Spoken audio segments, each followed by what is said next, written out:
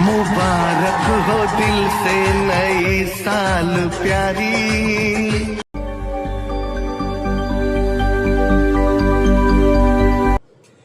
नमस्कार भक्तों, 2025 बीत गया, 2026 आ गया। मैं अपने सारे भक्तों को, सारे कथा सुनने वालों को नए साल की अनेक अनेक शुभकामनाएं, दुआएं, आशीर्वाद देता हूं। अगर आप चाहते हैं कि 2026 ही नहीं, आने वाले सारे वर्ष का हर दिन का हर पल आपके लिए अच्छे से अच्छा बीते, तो एक सलाह मेरी मान लीजिए। अगर कोई अच्छी बात या कोई आदत आपको ताकत देती है तो उसको संभाल कर रखिए, उसको और आगे बढ़ाइए। और अगर कोई आपको बात या आदत ताकत कमजोर करती है तो उसको छोड़ दीजिए। किसी कीमत पर भी वो आदत आपके शरीर के अंदर प्रवेश न कर पाए। भक्तों, अगर आपके घर में माता पिता हैं तो एक सलाह मेरी भी मानिएगा। उनकी सच्चे मन से, सच्चे दिल से सेवा करिएगा। उनका दिल कभी ना दुखाइएगा। जो व्यक्ति अपने माँ बाप की सेवा करता है उसे जीवन में सबसे बड़ा पुण्य मिलता है। और जो बच्चा या जो व्यक्ति अपने माँ बाप का दिल दुखाता है तो उसको भगवान कभी माफ नहीं करता, बहुत सख्त सजा देता है। उसे नरक में भी जगह नहीं मिलेगी और जिंदगी भर वो तड़पता रहेगा, कभी सुख नहीं पाएगा। मेरा ये विश्वास है। उसका वही हाल होगा जो इस कथा में एक महान उद्योगपति का हुआ। वो विदेश में एक बहुत बड़ा उद्योगपति है, शायद उस देश का सबसे बड़ा उद्योगपति है। लेकिन आज उसकी हालत क्या हो गई है? पागल हो गया है, सड़कों पर घूम रहा है और ये कहता है कि मैंने अपने माता पिता का खून किया, मैं खूनी हूं, मैं पापी हूं। कोई भी खाना ना खाए ना कुछ करे, हमेशा पागलों की तरह अपने बाल नोचता है, अपने कपड़े फाड़ता है। कोई भी आदमी उसे दयावश कुछ खाने के लिए देता है तो वो खाना उठाकर उनके मुंह पर मारता है और कहता है कि एक खूनी आदमी को आप खाना खिला रहे हो, लानत है आप पे, भाग जाओ। और उनको मारने को दौड़ता है। ये हालत है उसकी। और अचानक एक दिन वो सड़क पर गिरा हुआ पाया गया। उसके शरीर पर कोई कपड़ा भी नहीं था। तभी एक कार आकर रुकती है। उसके अंदर से एक नौजवान निकलता है। उसके हाथ में एक चादर है। वो चादर उसको लपेट देता है और अपने सहयोगियों की मदद से कार में उसको उठाकर अपने घर ले जाता है। पूरी इज्जत के साथ उसका दाह संस्कार करता है और फिर एक दिन शांति पाठ का आयोजन करता है। ये व्यक्ति उस देश का एक नामी डॉक्टर है, अपने काम में बहुत ही निपुण और उसका बहुत नाम है। सारे उसके साथी उससे पूछते हैं कि डॉक्टर साहब, आप एक कितने बड़े डॉक्टर, इसका इससे आपके से क्या संबंध है? हम जानते हैं कि ये इस देश का सबसे बड़ा उद्योगपति था, उसका ऐसा हाल क्या हुआ? पागल क्यों हो गया? ये सब कैसे हो गया? तो बहुत रोते हुए वो डॉक्टर साहब कहते हैं कि ये व्यक्ति मेरा बड़ा भाई था। मुझसे करीब 7 साल बड़ा था। हम दोनों अपने देश में अपने माता पिता के साथ रहते थे। मेरे पिता बहुत देशभक्त थे और आर्मी में काम करते थे। उनका बहुत शौर्य और वीरता में नाम था। पैसे की कोई कमी नहीं थी। खानदानी रईस भी थे। मेरे पिता की सिर्फ एक ही इच्छा होती थी कि वो अपने बच्चों को ज्यादा से ज्यादा एजुकेशन देंगे। इसलिए जैसे ही ग्रेजुएशन हुआ, मेरे भाई बड़े को उन्होंने विदेश में यहाँ पर भेज दिया पढ़ने के लिए। भाई का जो इंटरेस्ट था वो लॉ में ज्यादा था, इसलिए उन्होंने एक लॉ कॉलेज ज्वाइन किया। उन्हें पता नहीं क्या बात है, नौकरी से बड़ी नफरत थी। वो कहते थे अगर पैसे कमाने हैं तो आपको व्यापार करना ही पड़ेगा। इसलिए शुरू से उनके व्यापार में रुचि थी। लॉ करने के बाद उन्होंने लोन लेकर एक अपना छोटा मोटा बिजनेस शुरू कर दिया। लेकिन बहुत होशियार थे, समझदार थे, मेहनती थे। बिजनेस में, उद्योग में उनका नाम होने लगा और वो तरक्की करने लगे। फिर जिस समय मैंने इंटरमीडिएट कर लिया, मेरा मेडिकल में इंटरेस्ट था। मेरे पिताजी ने यहाँ पर एक मेडिकल कॉलेज में मेरा एडमिशन करा दिया और मैं पढ़ने के लिए यहाँ चला आया। उसके बाद माँ बाप से मेरी बात होती थी। वो सिर्फ यही पूछते थे कि तुम्हारी पढ़ाई बेटा कैसी चल रही है। उसके अलावा कोई बात नहीं करते थे। लेकिन कुछ समय के बाद जब मैं अपने देश में गया तो मुझे सारी कहानी पता चली। पिताजी अक्सर बड़े भाई को फोन करते थे कि बेटा कई साल हो गए तुझे विदेश में रहते हुए, अब तो तुम एक उद्योगपति भी बन गए हो, पैसे भी ठीक ठाक कमा रहे हो, एक बार अपने देश में आकर अपनी माँ से तो मिल लो। माँ बहुत याद करती है, उसकी कुछ तबीयत भी ठीक नहीं रहती है, हर समय तुम्हें याद करती है, एक बार उसे आकर मिल तो लो।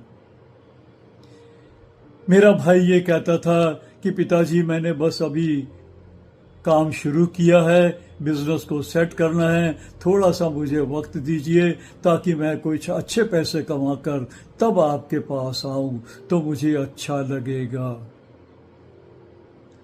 मुझे कुछ नहीं बताया जाता था माँ की तबीयत के बारे में और इस तरीके से कुछ साल बीत गए। एक दिन अचानक पिताजी ने बड़े भाई को फोन किया कि माँ की तबीयत बहुत खराब है, उसे हार्ट अटैक हुआ है, हॉस्पिटल में उसे भर्ती कर दिया है और वो तुम्हें देखने के लिए दीवानी हो गई है, अब तो आ जाओ। बड़ा भाई कहता था कि पिताजी आपको ये जानकर बड़ी खुशी होगी कि मैं एक बहुत बड़ी ब्रांच खोलने वाला हूं और उस ब्रांच का काम आजकल बड़ा तेजी से चल रहा है। जैसे ही मेरे को फुर्सत मिलेगी मैं आ जाऊंगा। आपके शहर में मैं डॉक्टरों को जानता हूं, उनसे मैंने फोन करके कह दिया है, वो माँ का ख्याल रखेंगे, बिल्कुल फिक्र ना करें। कुछ दिन के बाद खबर मिली कि माँ कुछ ठीक हो गई हैं, उन्हें घर वापस ले आए हैं। मैं बहुत खुश हो गया था बड़ा भाई कि चलिए माँ ठीक तो हो गई। कुछ समय और बीत गया। उसके बाद अचानक पिताजी का फिर फोन आया कुछ सालों के बाद कि माँ इस समय बहुत बुरी हालत में है और डॉक्टर जो है उन्हें कह रहे हैं कि सीरियस कार्डियक अरेस्ट हुआ है, उनका इलाज हॉस्पिटल में चल रहा है। भाई ने कहा पिताजी बेफिक्र रहें, मेरे ताल्लुकात हैं, मैं सारे डॉक्टरों से कह दूंगा कि वो सुबह से शाम तक उसका इलाज करें। आपको ये जानकर खुशी होगी कि मैं इस देश के सर्वोच्च पद के लिए नॉमिनेट हो रहा हूं, मैं इलेक्शन लड़ूंगा। जब तक राजनीति में आपका हस्तक्षेप नहीं होता है तो आप जिंदगी में एक लेवल से ऊपर उठ नहीं पाते हो। मुझे इस देश का सर्वोच्च पद ग्रहण करना है और मेरे नॉमिनेशन की बात चल रही है। पिताजी फिर परेशान हो गए कि बेटे को इतनी रिक्वेस्ट कर रहे हैं लेकिन वो दीवाना हो गया है, वो आ ही नहीं पा रहा है।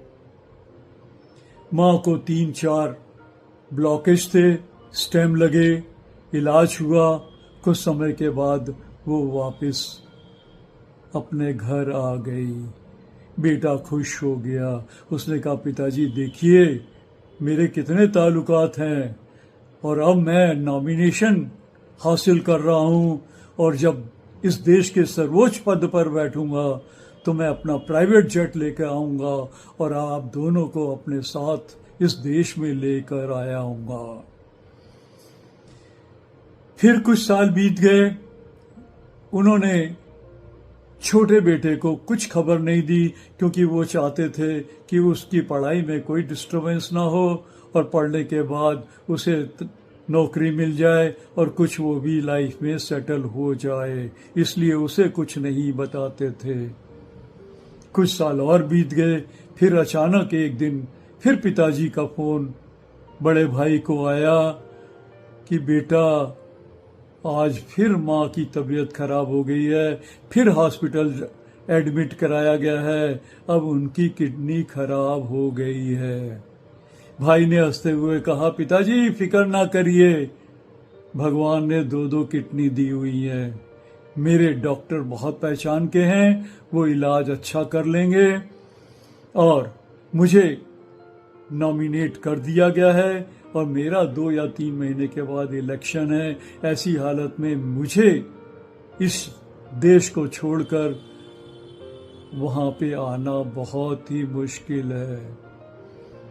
पिता ने कहा कि बेटा क्या बताऊं, माँ सिर्फ टकटकी लगा के देखती है और हर समय हर वक्त तुझे याद करती है।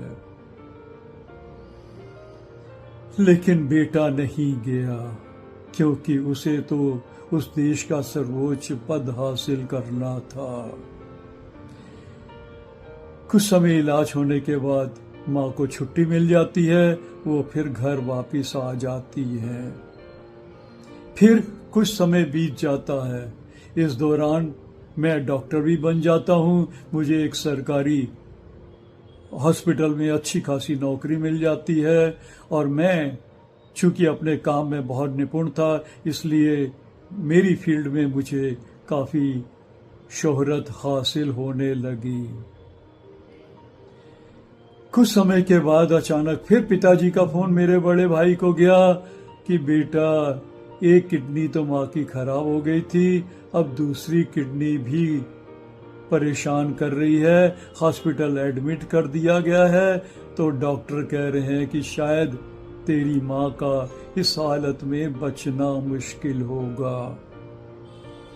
भाई ने कहा, पिताजी 3 दिन के बाद चुनाव है, ऐसी हालत में मैं कैसे इस देश को छोड़ के वहां पे आ जाऊं। मैं छोटू को फोन कर देता हूं कि वो चला जाए तुरंत और माँ का ख्याल रखे और मैं सारे डॉक्टर्स लोगों को कांटेक्ट में रखूंगा। उसने छोटे भाई को फोन किया कि माँ की तबीयत बहुत खराब है। जब मुझे फोन आया तो मैंने तुरंत टिकट कराई और अपने देश को पिताजी के पास आ गया। और पिताजी के पास आने के बाद बहुत लड़ाई की कि माँ की तबीयत इतनी खराब हो गई और आपने मुझे बतलाया तक नहीं। मेरी पढ़ाई इतनी महत्वपूर्ण थी, उसके बाद मेरी नौकरी महत्वपूर्ण थी, आप मुझे ही सेटल करते रहे और मुझे अपनी माँ से दूर रखा। इस हालत में मुझे वहां पे रहना चाहिए था क्या? आपको बताना चाहिए था। पिता ने कहा, माँ भी बड़े भाई को ज्यादा याद करती थी, मैंने सोचा तुझे डिस्टर्ब ना करें। लेकिन माँ की हालत सुधर नहीं पाई। डॉक्टरों ने यह भी कह दिया कि मुश्किल से माँ 48 घंटे जी पाएगी। तो मैंने सोचा कि एक बार मैं स्वयं फोन एक बड़े भाई को करूं। गलती से जब मैं फोन कर रहा था तो उसका स्पीकर ऑन हो गया। मैंने बड़े भाई से कहा कि भाई अब आ जाओ, क्योंकि डॉक्टर ने कहा है कि मुश्किल से 48 घंटे माँ जिंदा रह पाएगी। एक बार आकर अपनी माँ से मिल लो। वो कहता है, छोटू कल वोटिंग होनी है, आज इस हालत में मैं कैसे आऊं? इस बार तुम संभाल लो, अगली बार मैं आ जाऊंगा।